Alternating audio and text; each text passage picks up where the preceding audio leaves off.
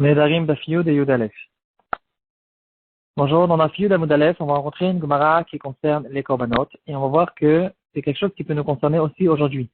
L'étude et les halachot des korbanot, on a l'habitude de penser que c'est des halachot qui ne peuvent pas nous concerner à nous aujourd'hui, qu'après que le Beth Amikdash sera construit, très bientôt, Bezrat Hashem. En tout cas, pour l'instant, c'est pas des halachot qui sont halakha les maaseh, mais quand même, il y aura beaucoup de halachot qu'il faut connaître, même de notre temps. Par exemple, il faudra connaître sur quelle chose on a besoin d'amener un korban khatat, sur quelle chose un korban hacham, sur quelle avérote qu'on a fait. On devra amener certains korbanot parce que on devra faire certaines choses qui vont essayer de remplacer les korbanot qu'on devait donner du temps du Beth Amikdash. Aujourd'hui, on va essayer de voir est-ce que les choses qu'on va faire aujourd'hui de notre temps pour remplacer les korbanot, est-ce que c'est considéré vraiment un remplacement ou bien c'est que entre-temps, le maximum qu'on puisse faire à ce propos-là, mais c'est pas vraiment un remplacement. Le Ben Ishraï, il va poser la question, est-ce que si on a fait certaines choses que les Chachamim nous ont dévoilées à propos des korbanot, qu'on fait dans notre temps à la place des korbanot, est-ce que c'est vraiment à la place des korbanot, c'est-à-dire quand le Beth Amikdash va être construit, est-ce qu'on devra ramener quand même le korban khatat qu'on doit ramener ou pas? Et on va voir plusieurs preuves. Une de ces preuves se trouve dans notre Suga. Et donc on va voir quelques détails à ce propos-là. La Gemara dans notre Suga, elle va nous dire que les Chachamim, les certains tzadikim, ils étaient tellement intéressés de donner toutes sortes de korbanot au Beth Amikdash. Alors ils faisaient des nedavot, des nedarim, des nedavot. La Gemara va raconter comment ils le faisaient pour ne pas rentrer dans des problèmes de nedarim. Par exemple, il avait l'habitude de amener une béma qui n'était pas encore ekdesh jusqu'à la porte du Beth Amikdash, et avant de rentrer dans le Beth Amikdash, il disait cet animal sera ekdesh, et tout de suite il est rentré. De cette manière-là, il ne peut jamais avoir de problème. C'est pas que quelqu'un qui prend sur lui un engagement qu'il ne peut pas, qui va oublier, qui n'arrivera pas à faire plus tard, ou bien quelqu'un qui utilise un animal de ekdesh, il est ekdesh à la même minute, il est déjà dans le Beth Amikdash, et au bout de quelques minutes, il a déjà fait la shrita et tout, c'est correct. En tout cas, la Gemara va nous ramener qu'il y avait certains chassidim, les chassidim, les tzadikim de l'époque, ils étaient intéressés d'amener des korbanot, et ils étaient intéressés d'amener aussi le korban khatat, mais ils avaient un problème technique.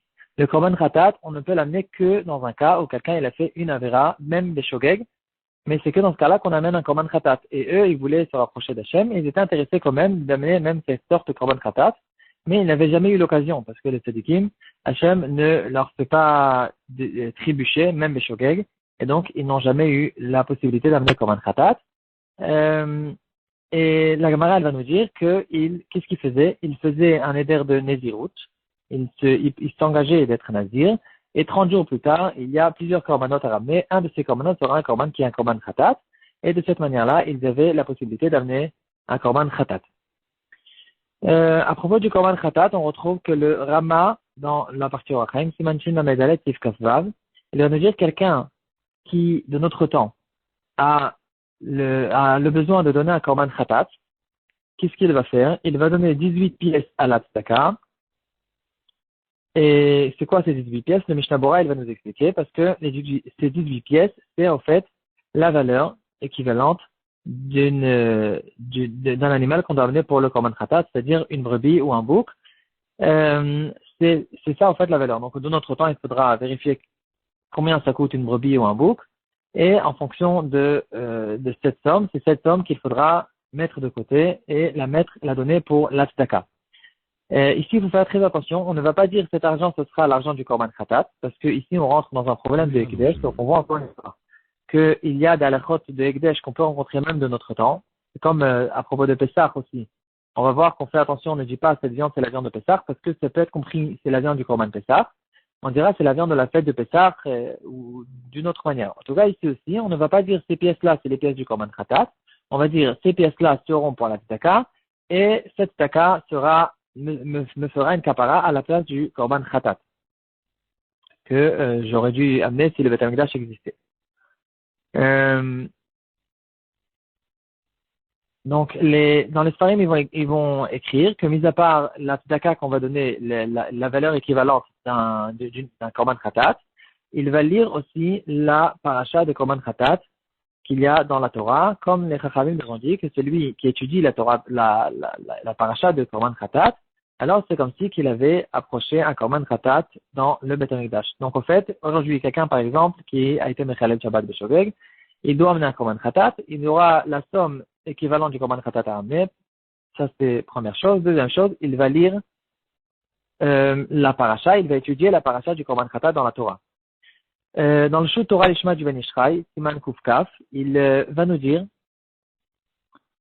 que, en fait, il relève une question. Il dit, est-ce que quelqu'un qui a fait une avera beshogeg, il a fait ce qu'il fallait pour être pardonné, comme on vient de voir, et maintenant, le Beit HaMikdash va être reconstruit plus tard, et il se pose la question, est-ce que quand le Beit HaMikdash va être reconstruit, il devra ramener encore une fois un korban khatat, ou bien ce qu'il a fait, ça, c'était à la place complètement du korban khatat, et c'est tout. Il n'a pas d'obligation de ramener un korban khatat. Alors là-dessus, il ramène plusieurs références. Il ramène par exemple dans un des Rishonim qui s'appelle Orchot Chaim. Il va nous dire que non, malgré que les Chachamim nous ont dit que c'est comme si qu'il avait approché un korban khatat, il va nous dire très souvent quand les Chachamim nous disent comme si que c'est comme si ceci, comme si cela, c'est pas considéré que c'est vraiment la même chose et ça vient à la place. Il va ramener plusieurs preuves là-dessus. Et donc, en tout cas, il va nous dire que il va nous dire que, en fait, quand le Beit HaMikdash va ramener, il devrait ramener un korban khatat. Et là, on va voir un petit peu les preuves. La première preuve qu'il ramène, c'est une histoire qui a été ramenée dans le Sechet Shabbat sur Rabbi Shmuel ben Elisha. Les Chachamim nous ont interdit de lire pendant Shabbat à la lumière d'une bougie, de peur que quand la bougie va se pencher, et lui qui sera concentré dans son limoud, il va pencher la bougie, et ça c'est un deoraita. Rabbi Shmuel ben Elisha, il a dit, moi, c'était lui-même un des Chachamim, donc il n'était pas d'accord avec cette xéra. Il a dit, moi, je vais lire à la lumière d'une bougie et je vais faire attention de ne pas pencher et tout va bien se passer. Finalement, lui-même, c'est passé avec lui-même. Il était pendant Shabbat, il était concentré dans son limoud et il a penché la bougie pendant Shabbat. Alors, qu'est-ce qu'il a fait? Il a écrit sur son carnet, moi, Ishmael ben Elisha, j'ai lu à la lumière de la bougie, j'ai penché la bougie pendant Shabbat, et donc, quand le Beit HaMikdash sera reconstruit, je devrais ramener un korban khatat. Comme ça, il a écrit dans son carnet. Et de là, on va ramener une preuve que si le fait de lire le korban khatat, l'étude du korban khatat et la tzaka qu'on peut faire, ça vient complètement à la place du korban khatat, Rabbi Shmuel ben Elisha, il avait une possibilité beaucoup plus facile que d'écrire dans son carnet et de garder ça toute sa vie. Et une possibilité de faire ces choses-là et de se rendre patour du korban khatat. Donc on voit ici clairement que c'est pas à la place, c'est le maximum qu'on puisse faire, mais quand même on a de quoi attendre encore le Beit HaMikdash pour qu'il vienne nous pardonner nos avérotes complètement. Dans le shoot de Rik Relève, il va ramener aussi, il va arriver à la même conclusion et le shoot Torah Lishma il le ramène. Il va lui aussi être d'accord avec ça. Il va quand même ramener dans le shoot Yosef Omet, il ramène au nom du Sefer Temar Tzadik, le shoot Yosef Omet, en fait, un des Sfarim du Chida. Le Chida, il a écrit des dizaines de Sfarim. Il ramène au nom d'un Sefer qui disait que quand quelqu'un il a lu le parasha du Korban, des Korban Khatat, alors ça l'a pardonné complètement de la Vera, et donc il n'aura même pas besoin d'amener un Korban Khatat. Le Chida n'est pas d'accord avec lui. Il va ramener encore les preuves qu'on a vues, et il va ramener aussi une preuve de notre Sugya, qui ramènera l'histoire des tzadikim qui étaient intéressés d'amener un korban khatat. Et donc, ils avaient besoin de donner de prendre sur un korban nazir, une naziroute pour pouvoir amener le korban khatat. Et il ramène le Torah Lishma que si le fait d'étudier le korban khatat, la lecture du korban khatat, c'est considéré vraiment comme un korban khatat, alors pourquoi ces chachamim ne se sont pas contentés d'étudier l'étude du korban khatat et ce sera à la place du korban khatat. Donc on voit clairement que vraiment le korban khatat c'est pas l'étude du korban khatat ou la tzaka qu'on va donner, ça vient pas à la place complètement. Et donc on dirait que la conclusion plus ou moins qui a été d'accord dans les poskim, c'est que quand le Beit HaMikdash sera reconstruit, il faudra ramener tous les korbanot qu'on a besoin de ramener à cause de nos avérotes.